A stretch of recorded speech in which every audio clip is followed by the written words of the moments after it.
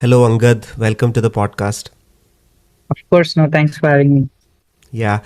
Uh, I know this conversation is all going to be about Praan and the wonderful company that you have built. But before we get started, I hear that you started a company at 12 and 14, two different companies, that is. One was called Sharkits and the other called Sharkbot Systems. What is it with sharks and founding from such an early age?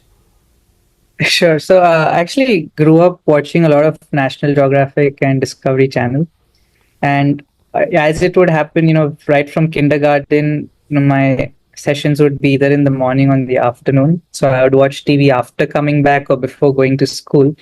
And then in that afternoon slot on Discovery Channel would usually be these aquatic animals and sharks. I would almost watch it every day, and I built a fascination towards the creature, like this so aerodynamic and cool and predator of the sea, and so on.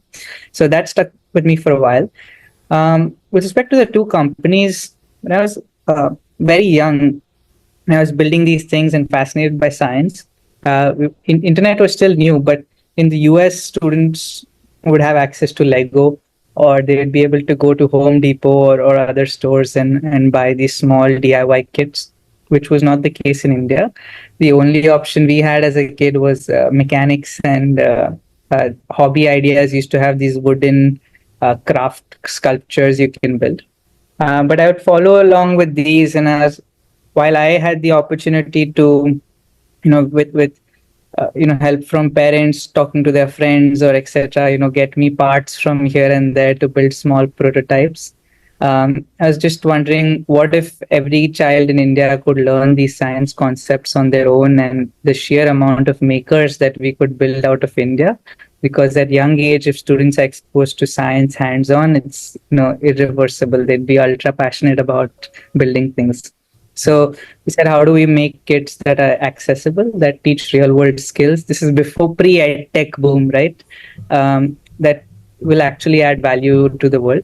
And that was the thought process behind Shark Kits.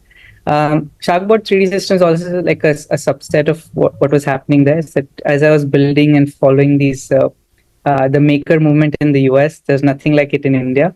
And at the time, the 3D printer was new in the US, and I wanted one but couldn't get one. And it was too expensive for a 10, 12-year-old child to spend, at the time, 2.5 lakh rupees to buy a maker bot. So basically, salvaged parts, found some people who were selling some parts similar to what could go in the 3D printer and built one. And even then, it ended up costing me about $400, and MakerBot was being sold for around $3,000 or $4,000 if I'm not wrong. So said no one can afford this at that time in India. So how do we build something that's accessible? Because if an engineer has access to a 3D printer, his sheer speed of building products is exponentially higher.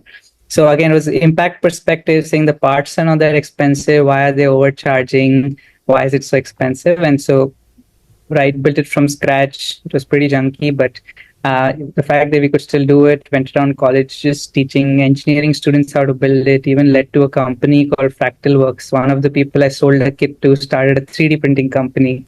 And I think they're still existent and have served some defense companies today. That is, that makes for a remarkable story to pitch for your SAT essays and all of that. And eventually you found your way to Georgia Tech. Was electrical engineering what you wanted to do always because, of your background with making these companies, right? So how was the Georgia Tech experience and how was the major? Yeah, so actually, I when I applied to college, I got rejected from almost every college I applied to. Uh, and I used to work with the MIT Media Lab for 2.5 years, and I still got rejected when I applied to MIT. And the reason was that when I dropped out of school in ninth grade and was working with the MIT Media Lab, I got fascinated with doing real world things, and the day to day like history project or whatever felt super unnecessary in terms of the hours I could allocate in a day to doing. Like on one side, getting the opportunity to work on health technology that will change lives for 100 million people. Next day, I'm being asked to spend the same amount of time copy pasting information from the internet into a craft book. So because of these factors, I was not super motivated in school, and as a result, as an international student applying to MIT, Harvard, Stanford, actually got rejected from all of them. So I went to UMass Amherst for my sophomore year.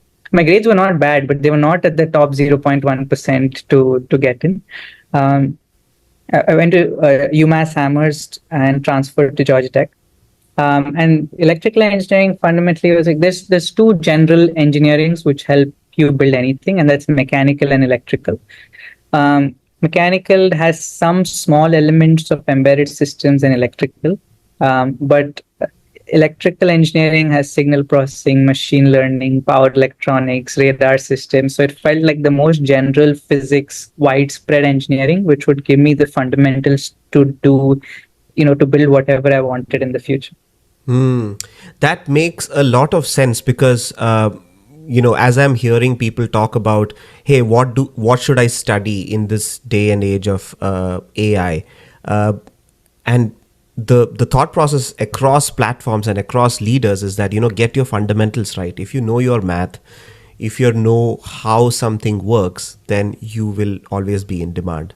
And I think electrical and mechanical, I did mechanical for undergrad, and I think it is so diverse and it is so vast that you can easily pivot and get a lot of transferable skills.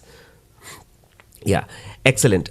So you go to Georgia Tech, and I believe this was on the F1 visa. And the reason why I'm stressing on visa is because of the challenges that someone faces on a visa to start a company. And when you graduated, were you thinking about whether do I go the corporate route, or did you always have this startup mentality? Because you were already a serial entrepreneur by that point. I mean, I started what became Pran in my sophomore year of college. And, I couldn't legally register a company, because of visa violation challenges with F1. But at the same time, if you want to start a project or a company, you have to give it a name, you have to get a logo, make a website. My email signature used to have founder at Pran. And, unknowingly, once I applied to the immigration office in my school, international student office, and they saw it and they tried to look for my visa status, and they're like, oh, this is going to be a big problem. This kid is running a company on an F1 visa. So there's definitely under a lot of pressure from the college. Till they dug deeper and realized it's only a LinkedIn page and a logo, and there's no organization and hence no violation. But basically, I was threatened to get kicked out of the United States because they thought I was violating something.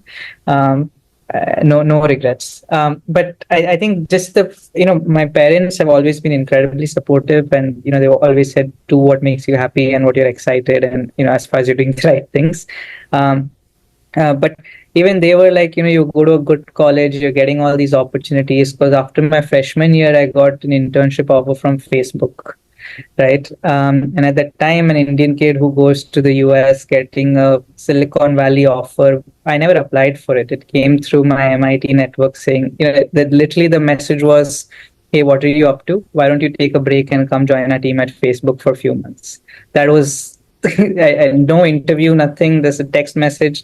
The next day, a recruiter called me for, logistics, numbers, visa status, all of that stuff. Right. So I couldn't, unfortunately couldn't take it because I was migrating schools. So my visa would temporarily not exist while that was happening. But they were just like, you've let go of this and you've been at it startups. So I was interviewing with Tesla, Rivian, Microsoft, all final rounds. Tesla had interviewed me for 8 months, right? From first round with director of engineering at Tesla Energy System to the entire team meeting with me. They flew me down to Palo Alto a couple of times, and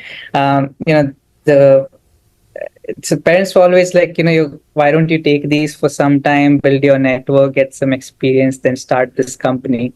I think as fate would have it with COVID, Pran was destined to happen, or at least I was destined to work on it for some time. You mentioned about how you started Pran or the germination of the idea happened at Georgia Tech, and you started this whole journey with a bunch of volunteers, from what I understand. Did you have a selection process, or was it like, hey, are you passionate about something? Then come work with me. We are all gonna figure it out. Because you probably did not have a very strong hiring plan at the point, and you were also probably figuring things out yourself, right? I think that the thought process, firstly, to do this during college, and I think it would be something a lot of students think about, especially international students, is that if you go to a good college or you're in a college where you're satisfied, what's the worst that can happen if you try something and fail before you graduate? Right? You would have still learned far more real world meaningful skills that are beneficial to any business, as opposed to what you would do at a very large company's internship, going to parties over the weekend, intern parties and so on. There was thought process of saying, I go to a top tier school in the world, it's recognized. If I try something ultra risky and it fails, nothing happens. If it succeeds, we'll change an industry forever. And so far that seems to be the case, right? Because filterless technology is now real. And so with respect to hiring, mentally founders are always 10 stages ahead of reality. And that was still the case with me as well. So I already assumed this is a real company with a real logo, a LinkedIn page, fancy people in my network at MIT, Stanford, all these places follow it. It's legit. So because CNN had come and shot with me in Atlanta and that video had gone viral, more and more people were intrigued. So I just tried an experiment of putting up a Google form saying, join me and work on these things. Because I knew the different skill sets we needed, even in engineering. In mechanical, you need like a CFD engineer, mechanical design, manufacturing. For embedded, you need hardware, firmware, power electronics, chemical engineers. So basically put up all these generic roles and said it's unpaid and it's volunteering. And if you get selected and you help contribute to what we patent, I'll give you recognition on the patent. And we've honored that. So I didn't have money to pay and I legally also couldn't. But what I could do is, at the living room of an apartment or a park bench, work on these difficult problems together, build some prototypes and MVPs which bring in hands-on skills. And as a result, if it were to work out, either offer jobs or equity or patent recognition. And if it didn't work out, we all learned something beyond college and that's it. The hiring process was super strict. Again, you apply, your resume is looked at, LinkedIn is looked at. There's a first, round and a lot of deep diving into your projects to see if you got a good fit. First team was pretty solid, man. Like mechanical lead worked at BMW for 2 summers, right in Germany. Then embedded system guys were 2 people from Microsoft, and also some of them who didn't know anything just because good smart kids from Georgia Tech. I knew nothing about bioengineering, but hired a few people from Emory University and Georgia Tech's biomedical engineering department to figure it out. So at least we'd be on learning trajectory. Eventually, it grew to Stanford and other places. But yeah, I think kept it strict, kept it focused. Those who are passionate, just think about it, right? You already go to an intense school. You're struggling to just keep up with homework and exams. Then you take this on.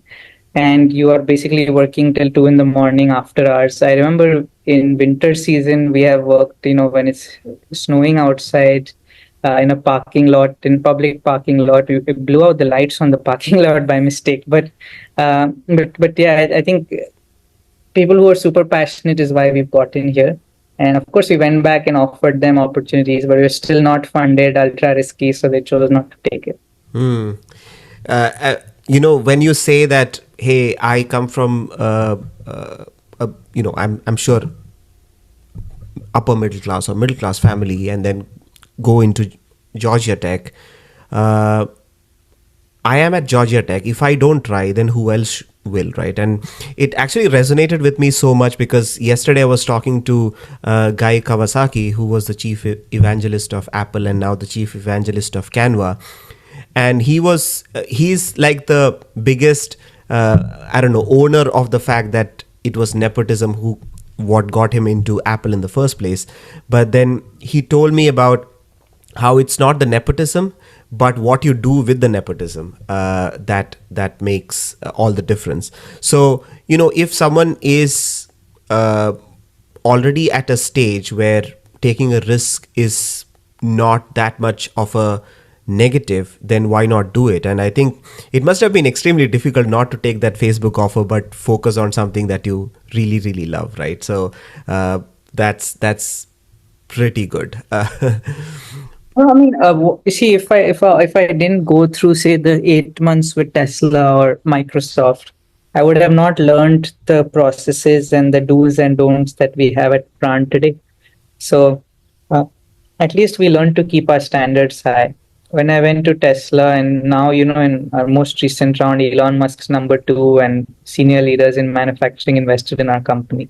So, um, what was real is that whatever culture we had built at Pran, without knowing anything about Tesla, was very similar.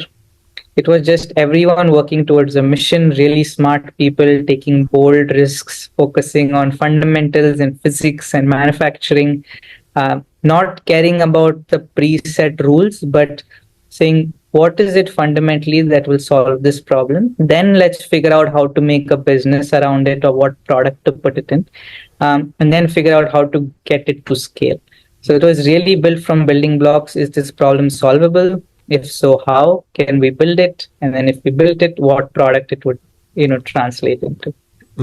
So even while hiring volunteers, you had a very, very high bar, and you did make sure that they are getting into something that they will eventually love, and their past experience was kind of an indication on what they would love to do. So you are at Georgia Tech, and I hear this from a lot of people, and I have seen this myself, my parents. The skies in the Western world look extremely different. It's so much bluer and all of that. So you are in Atlanta. What makes you think about a solution to India or the global South? Because I'm pretty sure the filtration or the air quality index is majorly a problem. Is there a personal story attached to this? Yeah, I mean, I'm still Indian, right? Born and brought up in Bombay. I grew up with asthma. I used to play football or soccer professionally. Never made it to the A team or the state team. Would get very close. Never made it because my stamina would be lower than my peers due to respiratory problems. Um, we went through series of treatments. I would also swim professionally to help play soccer better so that lung capacity, etc., improve. But there are realities that okay, there's because of this asthma situation, there is a limitation, right? And then also the reality that every winter season, this would get aggravated significantly because of fireworks and just the air quality getting worse every winter due to inversion. So every winter season when I was younger, my parents would have to leave the city and go to a hill station with me so that I was comfortable. So these were all realities I grew up with. And as I grew up, while I could move to another country with a cleaner environment, I can't expect my friends, family to displace themselves for something as general as air quality, right? It's a basic human need. People should not have to migrate because air is bad. Yeah, yeah. And I think a couple of weeks ago, there was an article which said only 6 out of 192 countries have clean air today. Switzerland was not on that list.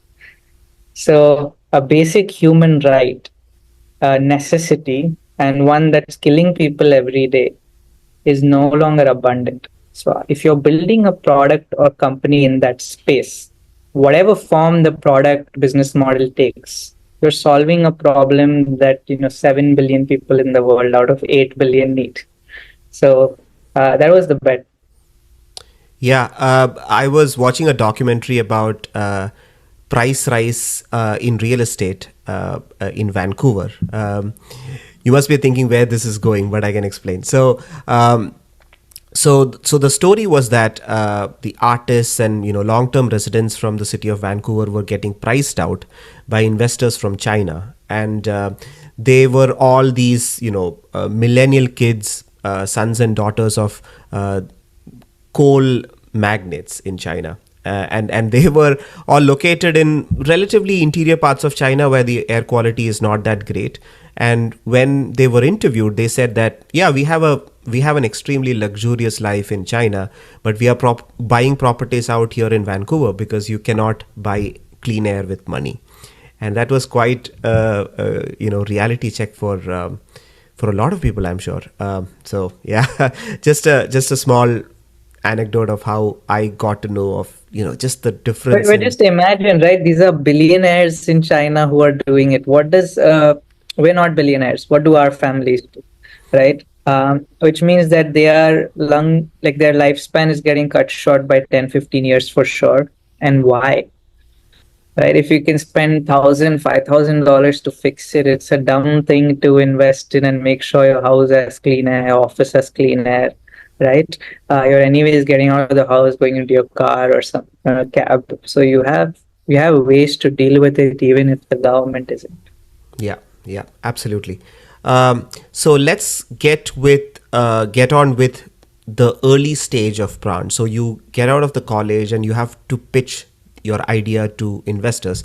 What were some of the early feedbacks that you received, and did you get ghosted? Because again, this could be recent memory, but in my episode with Guy Kawasaki, we were talking about how the Canva founder pitched it to 299 investors before she got her first yes. So, what was your experience with early pitch and VCs like? Not much different than hers. I think mine may have been. I don't know specifics about her pitches, but firstly, I'd never pitched to investors. I didn't know which fund is better than which and why. I was just Googling names, got introduced to a few funds through somebody who knew people there. Um, I think still very early on in India's venture capital journey. And also, this was a time when venture capital wasn't a thing. I mean, this was before the Inflation Reduction Act in the US, right? This was way before money started pouring into climate tech. So yeah. Yeah, and SaaS was a thing. People would invest in software companies which could multiply, or consumer companies. And Indian venture capital follows Western capital or lags by a decade, at least 7 to 10 years. And then the real venture capital in the US lags, industry leaders by another 3 to 5 years. So Indian venture capital was technically between 10 and 15 years behind Western moonshot funding capital. So I'm pitching to these people for no fault of theirs, but Indian venture capital is more private equity than venture capital. It's like a mini private equity at lower prices, right? Because they're looking for the same things, evaluating it as a revenue multiple. A company with no team, no product can't give you revenue multiple valuation. I think it's borderline stupid to even ask, right? So I pitched to, I think in India, first round was maybe 30, 40 funds, all said no. They made me write a bunch of long emails and never read them, right? And I also didn't know how to deal with investors, how the pitch should work, the dynamics, how does a fund work, all those things. Today it's very different. And then COVID hit, all venture capital funding froze. And then I was like, okay, shit, I don't have any money to fund this. So I was bombarding investors around the world. I think I've taken at least 1,000 meetings between 2020 and end of like sometime 2021 when we actually raised money. So I'm talking Jan 2020 to June 2021. Right. In these 1,000 odd meetings would also mean like there's a fund I had 30 calls with who eventually only ponied up 100K. Right. And today, 100K is like not even an email. I think my investor will be surprised if I ask for 100K. Like, what are you going to do with like what is this number? It's too small to ask, right? But yeah, I think these are the kind of, all said no. Some said maybe, some wanted me to change what I'm trying to do to make a consumer product and a branding play. Eventually not to be an R&D company, but import from China, white label and sell. Glad we stuck to what we want to do. Of course, we didn't have all this clarity earlier. I think as we build, clarity improves. But no, deep tech venture capital for moonshots did not exist, right? Yeah, So yeah. we were raising at a weird time. Yeah, and you fondly write about some advice that you received from Ratan Tata, and also how a grant from Emergent Ventures changed your life. I mean, yeah, I think the two, I think, most iconic meetings I've had, one was Ratan Tata and second was Dr. APJ Kalam. I think Ratan Tata was more curious than, advice, because I was pitching to him as part of MIT's projects.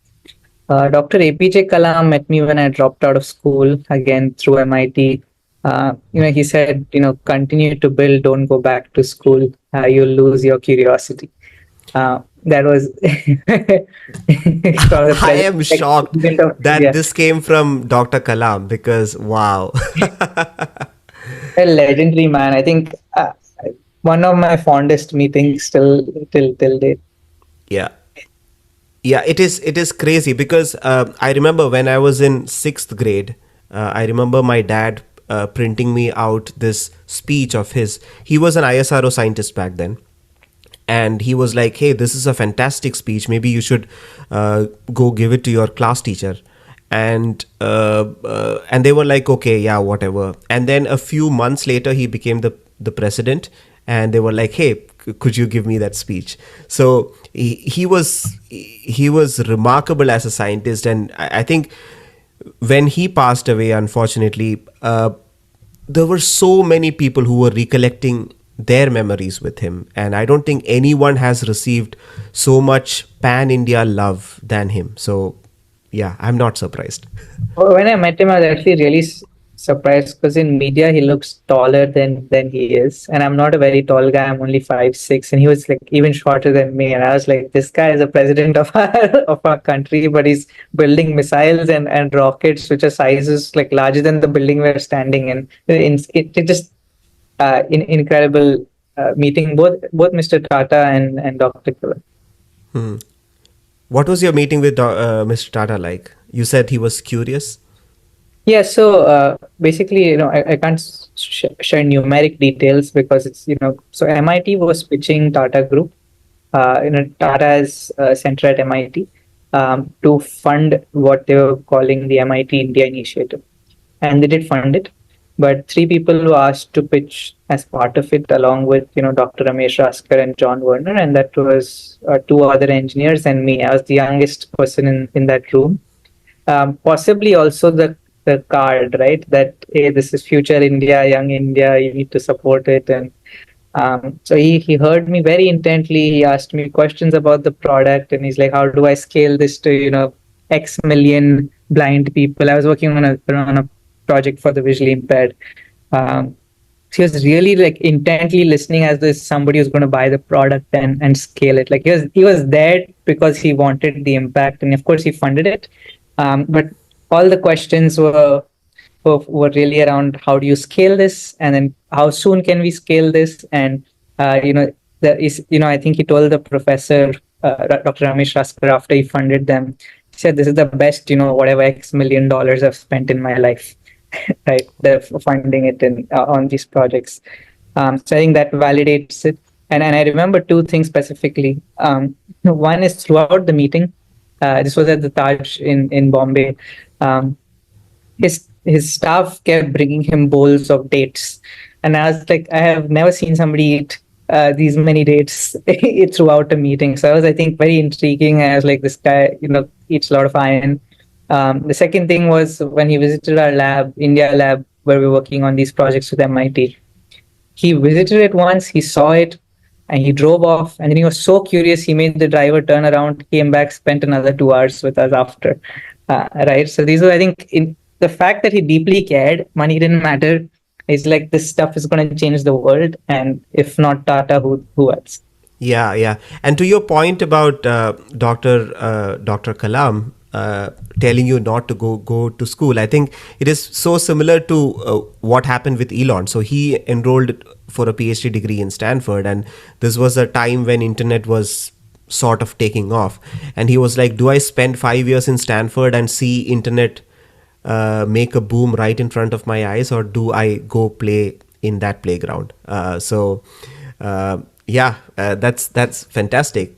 It's kind of eerily similar, Tesla, Elon, and your journey, even though there is so much Yeah, to Elon's scale up. definitely a hero for all of us. The things he's done has changed the world. And, if people like us can even become a fraction of what he's built, I think the world will be a better place. Basically, need a few hundred Elons in the world. Yeah. I think things will change. Awesome. So you get some funding. You also get some funding from friends and family, and you start building Pran. Now, making a prototype is easy. Manufacturing at scale is difficult, and getting your first customers is just as difficult.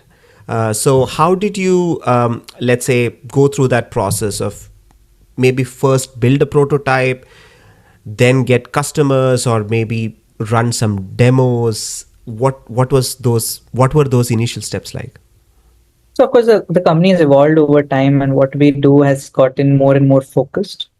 We started purely by building outdoor air purifiers, not knowing a thing about how this will actually scale. The focus was scan filterless technology, we realized, because if it was, then you would have allowed air purifiers to have no recurring cost of ownership, right? Um, First was, can we actually build something that's capturing something from the air and collecting it as proof case? Then becomes area of influence, and how you can, what kind of areas can this be deployed, and so on and so forth. So first was when no VC was able to fund us. This is like, I think, pre-VC pitches also. Like, I was trying to get a grant of 1 crore, which is about like $120,000 today. Um, and I went to all these CSR companies. I wrote to a lot of billionaires in India, right? Saying, hey, please give me 1 crore. It's an insignificant amount of money, right? Today, raising 1 crore is, like I said, if I text somebody on WhatsApp, I need 1 crore on these terms. The money will come before the document, right? But the sort of at the time, nobody is willing to fund us. So my dad's best friend is a consultant to some large corporates. And he said, hey, why don't all of us, 5, 10 of us, just put a small sum of money together? We'll write it as an unsecured loan in your name. The thought process was just to make me accountable. I was a young kid, and didn't have too much money. So first time having $15,000 is a lot of money for freshman, sophomore year engineer.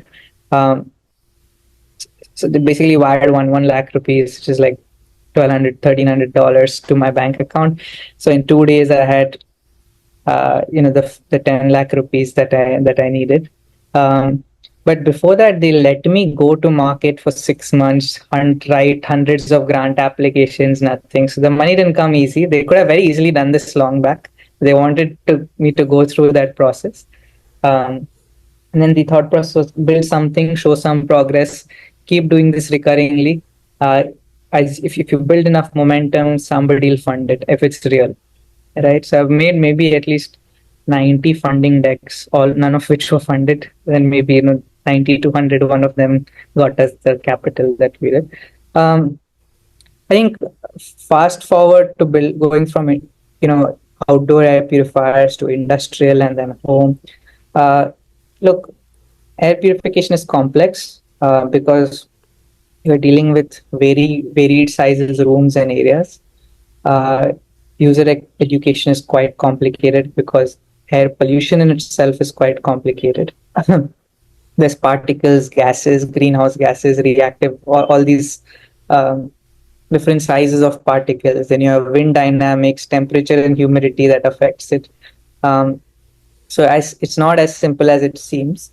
So to build a good system, which is actually now filterless, you're trying to capture things you can't see with the naked eye without a physical barrier. Right? That's the physics problem. And to do a large amount of it very quickly so that the impact can be measured. Right? You need a lot of different skill sets to do it. I was fortunate to have some of them. The others I would ask around or pull favors or beg someone, can you please write this bit of code for me, because I don't know this specific type of web uh, this, I don't know how to deal with this library or whatever, right?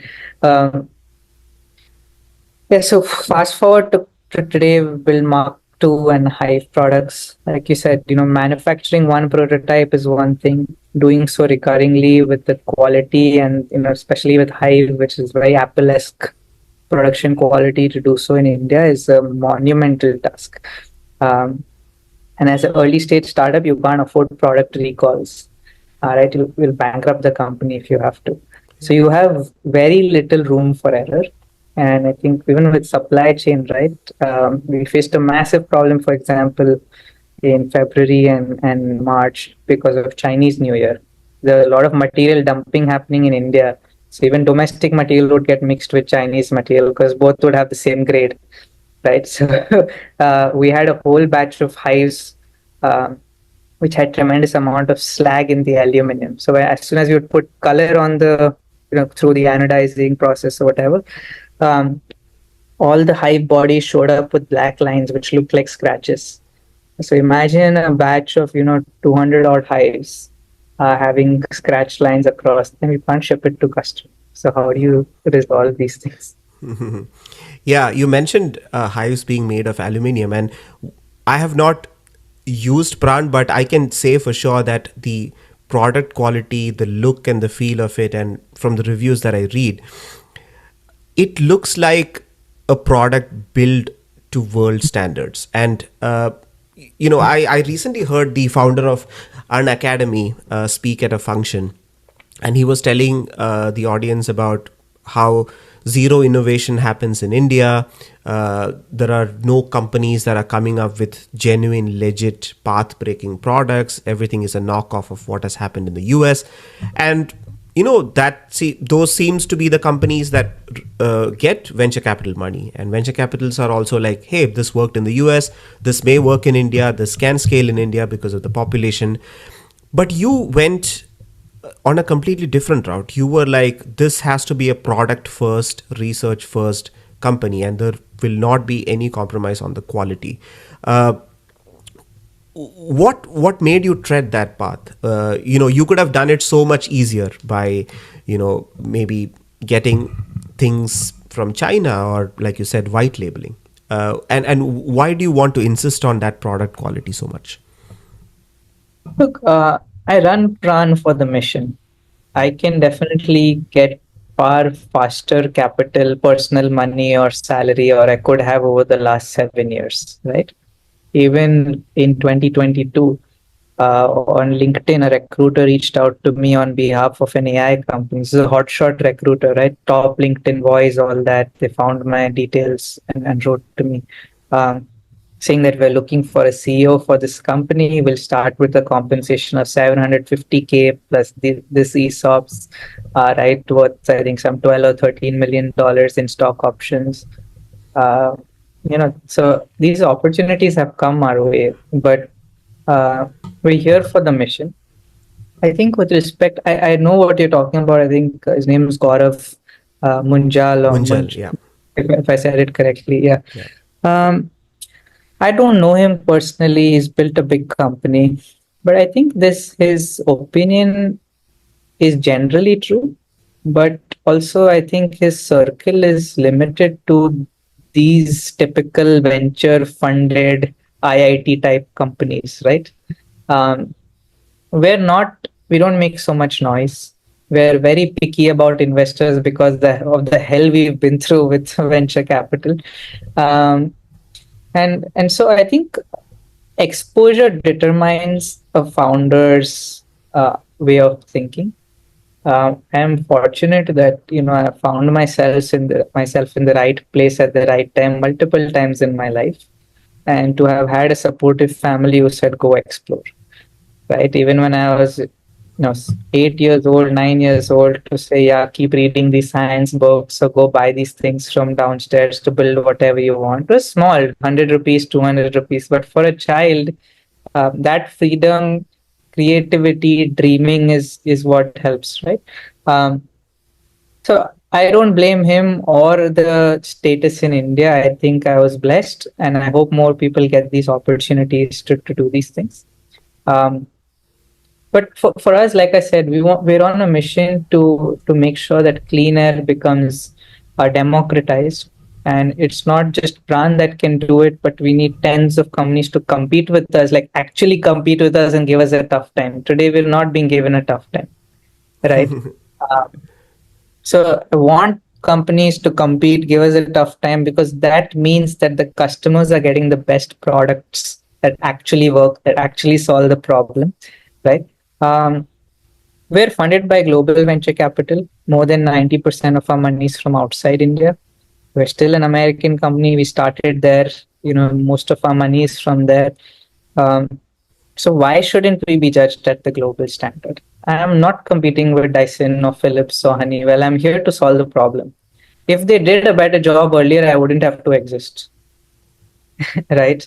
I would be equivalent to my classmates driving a fancy car in the Bay Area, making 500, 700K a year and live, perhaps living a slightly less stressful life, right? It's important to try and solve this problem. Um, and, you know, air purification and climate change is so boring as a topic. People will talk about it for 10, 15 minutes, feel bad, saying, yeah, we should do something about it. They'll tweet about it and then be like, okay, let me go get my burger from McDonald's in my Ford F-150. Right. So nothing changes. So how do you actually crack this? It means that you have to build products that are aspirational. You will show off a hive if it's in your room, right? And that was the thought process behind it. We have customers who are billionaires, multimillionaires, keep it in their living room. Otherwise, if you see a user who has a Dyson or a Honeywell, or, the typical, uh, not to Premium, put yeah. down, yeah, not to put down any company, but more so like talking about the typical white plastic product. When they'll have it around the house, and then as soon as a guest or somebody is coming over, they'll move it to the side and store it inside. I don't want this random plastic object in my living room. It's the opposite with Hive. They want to show it off and they want to talk about it. It's so unique, looks so different. It looks like an expensive Apple product kept in the living room. So if you What walk is into that the little room, thing doing over there, right?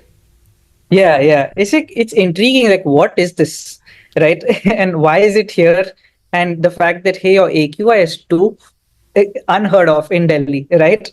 So I think that was the thought process, saying, let's build the best in the world, and then let's figure out how to make it accessible to more and more people, either with manufacturing improvement or introducing more friendly, cost-friendly alternatives over time, and so on. Yeah, you spoke about not making a lot of noise. And I also noticed that the marketing, there is probably no marketing at all. It's just tweets from reputed people endorsing Pran, which is quite amazing. And yeah, I found that very intriguing. Is there a method to this that we just want word of mouth and the quality I don't speak for have the itself? money. I don't have the money to spend millions of dollars today. Sure, we're working on it and we'll go, wilder with it, I would say. But I think it's important to have a small pool of customers who are such big endorsers. You don't need a marketing. I don't have a marketing person. Check our LinkedIn. There's nobody who works in marketing at Pran, right? We've spent $0 on marketing. So my only request to customers is, here's the product, thanks for believing in us, and they buy it because almost everyone's bought it because of how it looks. And then when it actually works and people experience the software and the crazy reporting, they're like, "Oh, I've never seen something like this," right? I remember a guy called Ritesh Malik. He's an angel investor and he eventually invested in Pran as well. um, 7 a.m. in the morning, he got a report on a Sunday from our software. He's like, I've never seen something like this. This is brilliant, in all caps, right? So when a customer is passionate about it, right, and about using your product, and he's bought one, then he's bought five, and then he's bought seven more, 3-time repeat customer, I think, and it's not a cheap product, it's still like $600, $700, right? Um, I think that's the indicator for product market fit.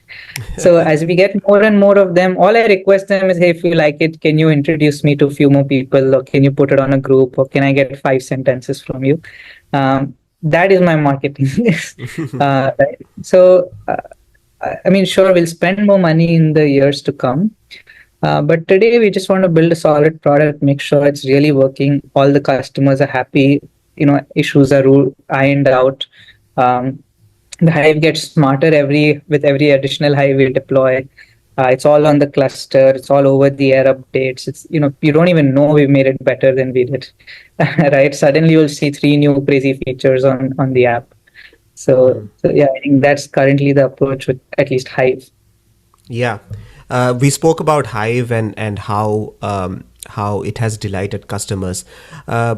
If you could maybe explain the tech behind this to the audience, because primarily because it is not a discernible change that we see, right? So let's say the air quality index outside is 200 and it's 10. We don't see the product actually work. So maybe let's just spend some time on diving a little bit into the tech and how this filterless technology works. Yes, I mean, the filterless is in our Mark 2. Hive still has a filter. Hive has a whole different user experience problem that's getting solved. But Mark 2, look, fundamentally, all we're doing is few electrostatic precipitators have existed for decades. They used a basic physics principle of electric field, where if you emit charges and they stick to particles of opposing charge or neutral charge, you can then draw these particles in the electric field and make them stick to another surface. Right. Basic electric field theory. But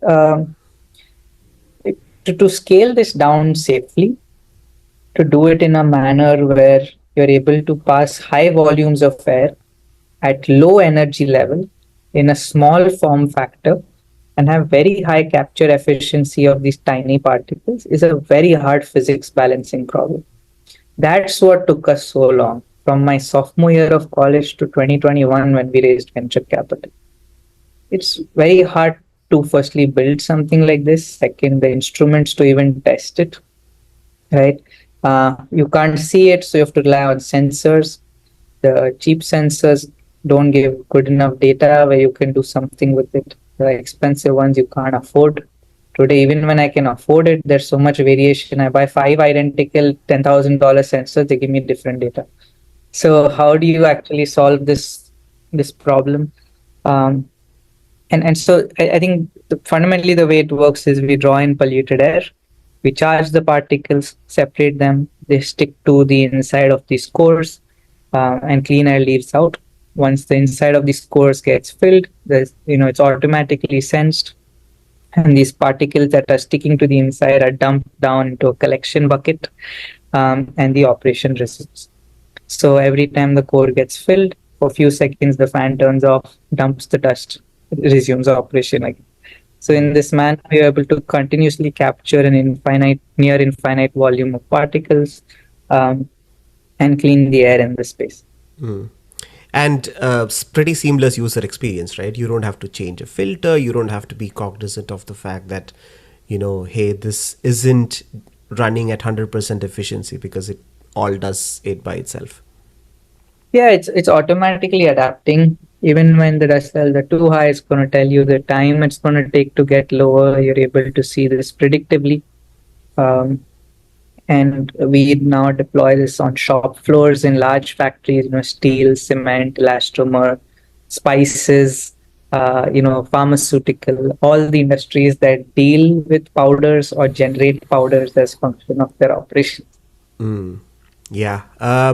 You mentioned to me briefly before the start of the interview that this is just the beginning, and you have this Edith philosophy that you want to run Pran with, and you have a greater vision, and the current products are just sort of, the beginning of a much larger vision that you are, or an endeavor that you are onto. Tell me more about that. So Pran's vision is very clear. We want to rebuild the atmosphere. Right? Sounds borderline like crazy. But so the way we sort of broke this vision up is, let's solve for where people are walking and breathing and the atmosphere is affecting lives and health, and that's air pollution. And then let's solve for climate, which is capture and reutilize greenhouse gases directly from the atmosphere. So in we took these as two sequential problem statements. Where people are walking and breathing includes outdoors, indoors, factories, right? These are all the places where we need clean air. And um, if you want to solve it, you first need to be able to measure it. Second, you need to be able to simulate it. How is it actually flowing? Where it's coming from? Wind conditions, humidity, temperature, etc.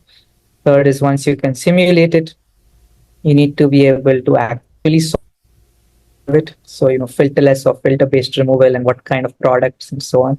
And fourth, it needs to validate and self-improve. So that's all the software and the AI and the IoT elements.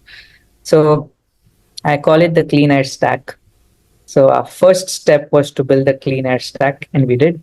So we built SES, which stands for Spatial and Environmental Sensing, which is our sensor product. We don't sell it, we use it for our own applications.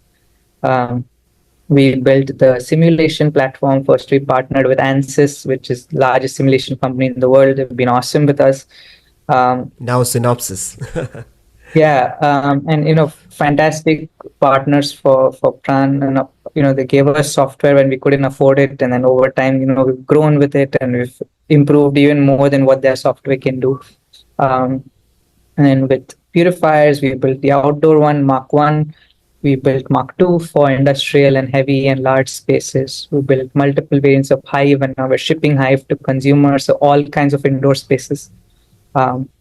And all of these products have their own software, they have their own reporting, they self-enhance their performance. So we built the clean air stack. Now in future, this clean air stack may have different products, they'll have a new Hive, a different Hive, different features, but at the end of the day, you've built the stack that solves air pollution everywhere, right? And moving forward is the stage where we've been running a carbon capture project. We started in 2021.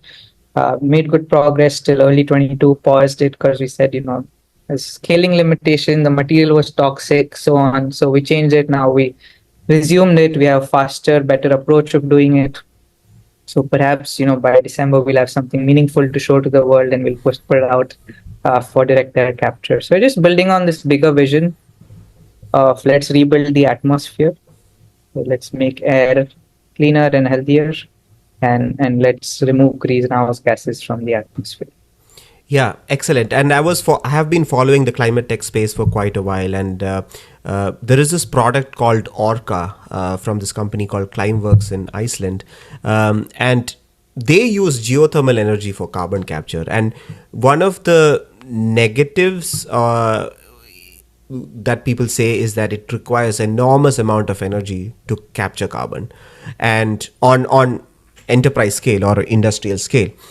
And have you thought about it? Because I know this rebuilding the atmosphere is one of your larger missions, but do you want to venture into spaces that reduce emissions in the first place rather than capture? Or obviously we do both to make world a better place, but have you thought about the enormous energy consumption that is needed to capture carbon and make it, I don't know, maybe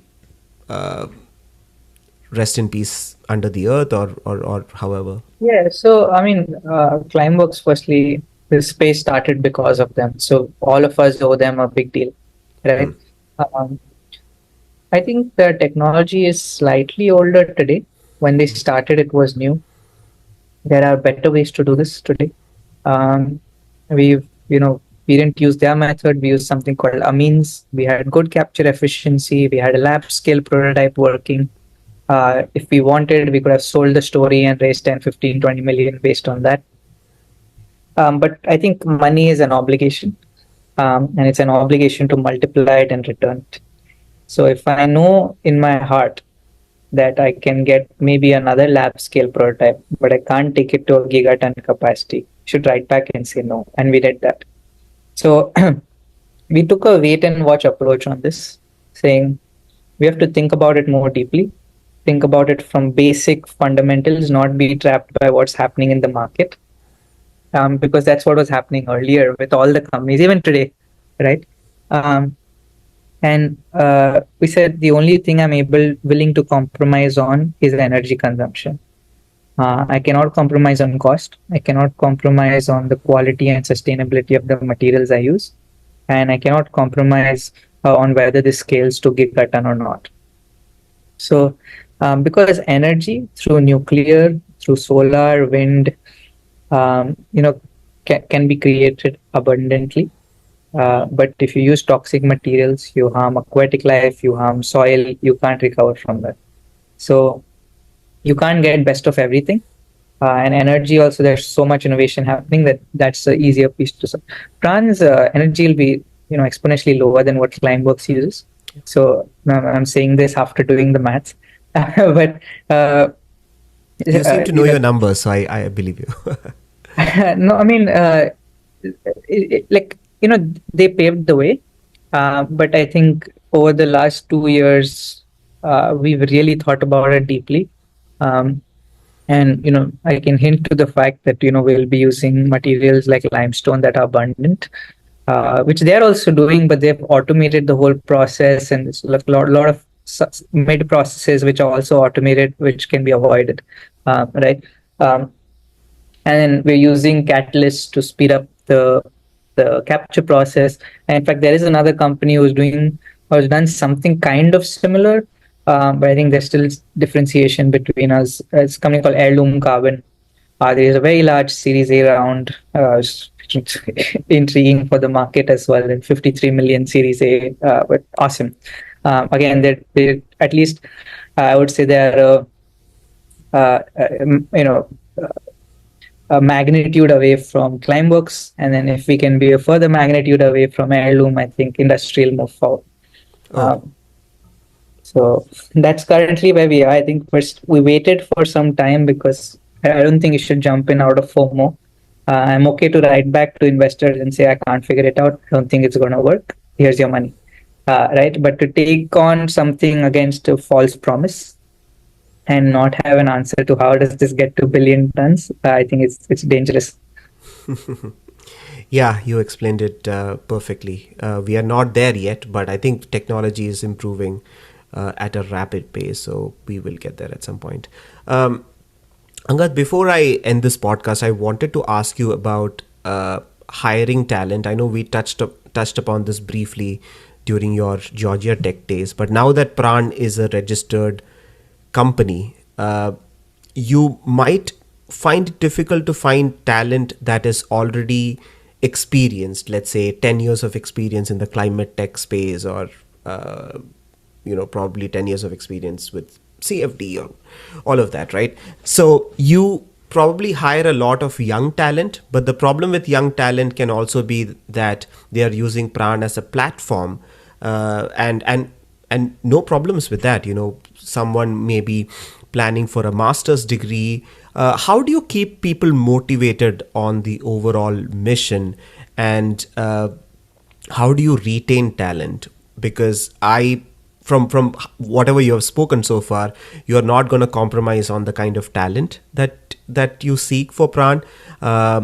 Paying them market rates, retaining them might be a struggle. And how have you been working on that? I think more than money, the challenge is talent density. And we're in India firstly because I think you should be close to your problem and close to your early customers. And we make in India, so you have to be close to your vendors. You can't sit in the Bay Area and try to manage vendors. It's not going to happen. Like a manufacturing lead, is from UP Bihar. He speaks the language with the laborers or workers in those factories and gets it done, right? I don't see a polished guy ever being able to pull this off the way it is done, right? Uh, but um, its short answer is incredibly hard, not because of capital, but because of availability of talent. And everyone has this belief that, oh, all the best engineers come from India, so there must be, a billion of them sitting. I said, not every one of the billion people in this country is an engineer. And, not everyone is looking for a job, even within the engineering subset. The best ones are never looking for a job. And we have such a high volume of brain drain annually that most of the super solid engineers go to grad school and then they're in the Bay Area or in Germany. So, the pool we are left with, and for no fault of theirs, are people who didn't have the opportunity to go overseas. Not that if they had it, they'd all go, right? Um, and also the fact that the companies in India, including the large ones like Microsoft or even Apple, who's now in India, the work being assigned is repetitive. It's not their core R&D. Core R&D work is still happening in the Bay Area, right?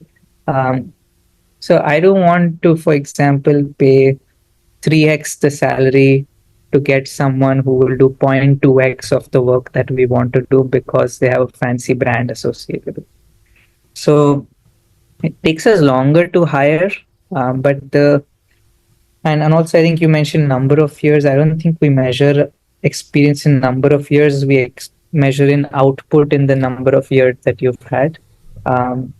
In India, there is a habit of saying I have 10 years work experience, and sometimes it scares me. I was like, this is all you've done in 10 years. Right? Just like you've done the same shit for 5 years. And I was like, how are you happy with this for yourself? Forget me. Like, I'm an outsider. Why are you happy with this? Right? Because our life is finite. You should at least get different experiences, right? Yeah. On this note, I have I have a story to tell you about what Rishabh Pant, the cricketer, spoke about experience, and he said that once MS Dhoni told him that if you are in the Indian team as an 18-year-old, let's say you get to 21, like just because you are 21 does not mean that you are any less experienced.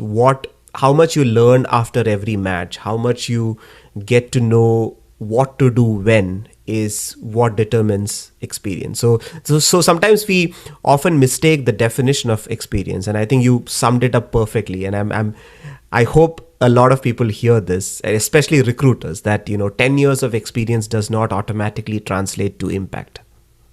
Right. And this was perhaps the old way of, like, I would say post-colonial admin job type situations. But when you're running a hard tech company, you need inventiveness. And to get inventiveness means to know your fundamentals are like extremely strongly, so far so that you can innovate on them, right? So the kind of people we hire, sure, they're younger.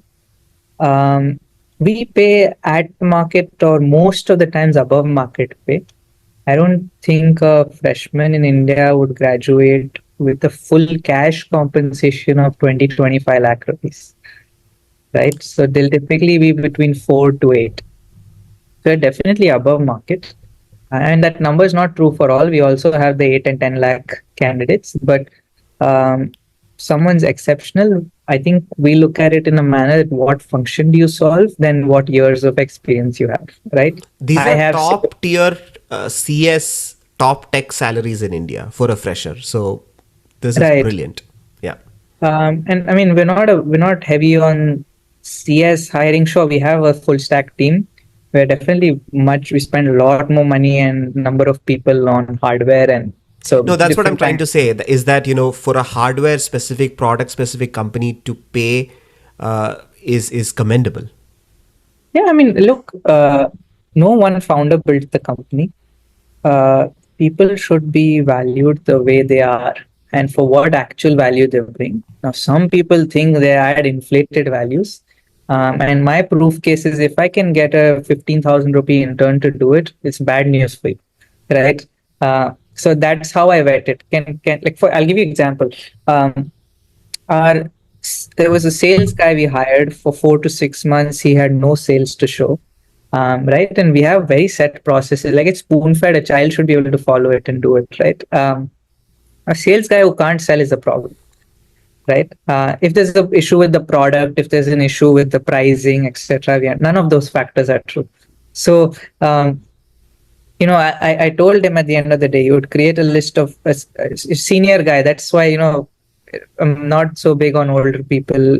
I look at all these factors secondary. Um, if you just create a list and you attend shows and you bring me a bunch of cards and I have to pay you, 7, 8x of what I would pay a junior guy who can do this, it's not justified. So to prove this case, I hired an intern for 15,000 rupees in business development.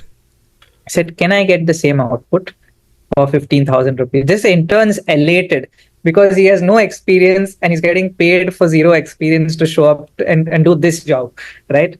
And I was like, why am I spending 2.5 lakh rupees a month when I can spend 15,000 rupees and get the same output, right?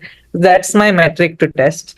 Uh, and I think you asked me about retaining this talent. Look, it's incredibly hard. It's not just for us. I think even in Bay Area, I think what VCs and founders have gotten used to is almost 100% attrition.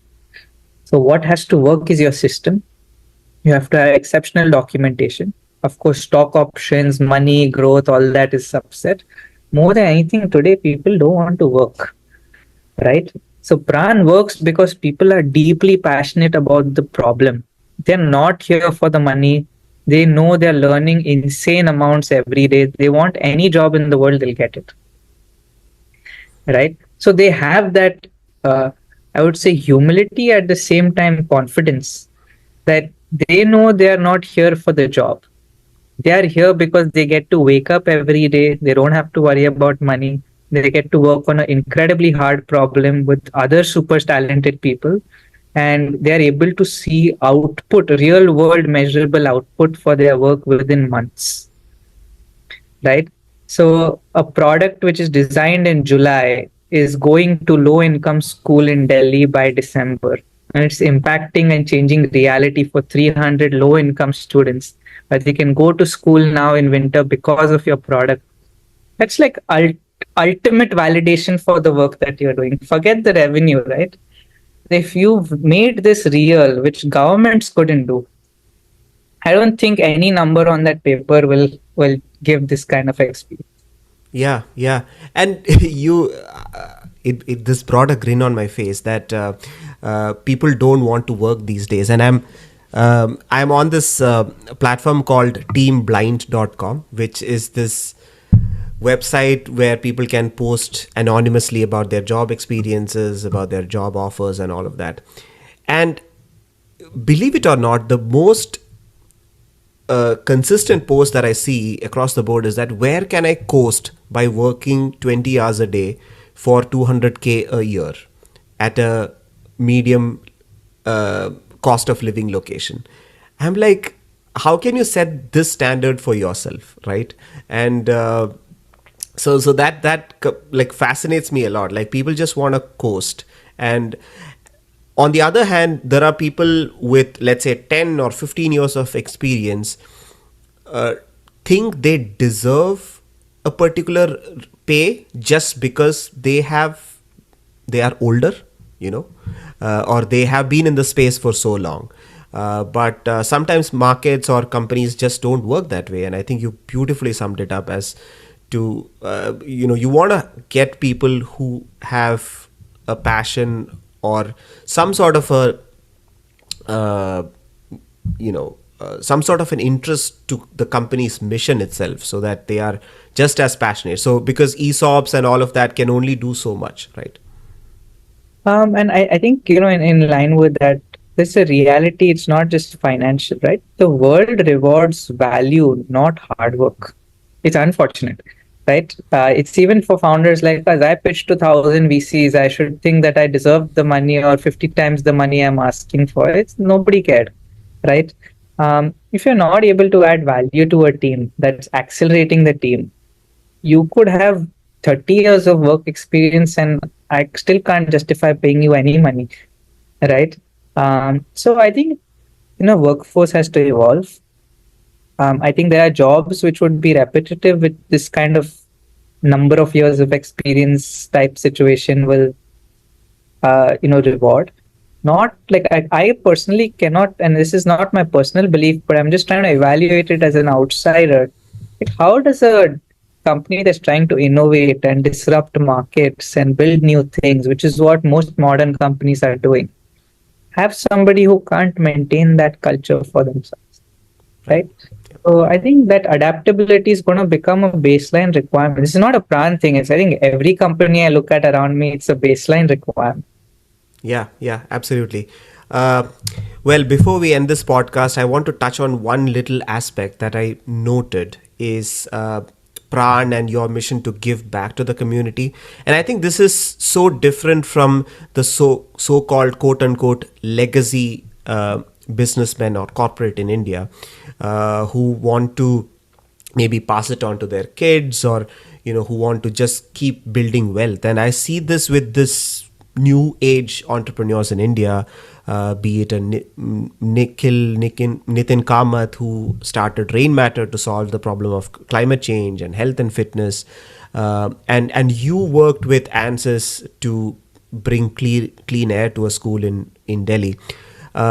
It's a fantastic thing to see that people are not just running a business, starting a company, but also doing social good on the side. And it need not be like, oh, I have to be 10x, or I have to reach 10 billion to give back. Both can still work in parallel, and I think that is quite remarkable. Tell me about how important social good is to you, and how much satisfaction does it give to partner with a company like ANSYS to bring out this change. Look, our company's existence is only justified if, even if I just look at it purely from money perspective, are we selling more number of air purifiers and are they actually working? And if that's true, it means more number of users are breathing cleaner air, which means impact is being generated. The more we succeed, the more good is happening in the world, right? So for us, it's not mutually exclusive. Revenue generation is impact for us, right? uh, and that's the fundamental mission of the company. um, Now, like even when we sell, say, software or a recurring SaaS tool, it means the user is using my air purifier, which is why they have to buy the SaaS tool, which means they're beginning to have clean air every day, right? Pran has an insanely high usage rate with Hive. It's around 84% or 85%, which means 85% of users use the product every day, which is nuts. I don't know another air purification company where customers are turning it on all day, every night while sleeping. People don't use it.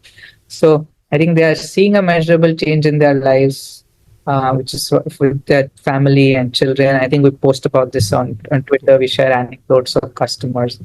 Um, I think with the ANSYS, it was very impulsive decision I had made to do the school project. And this year, we're actually scaling from those 300 kids, trying to impact 50,000 students. So we're raising a far larger chunk of money to do this in Delhi, right?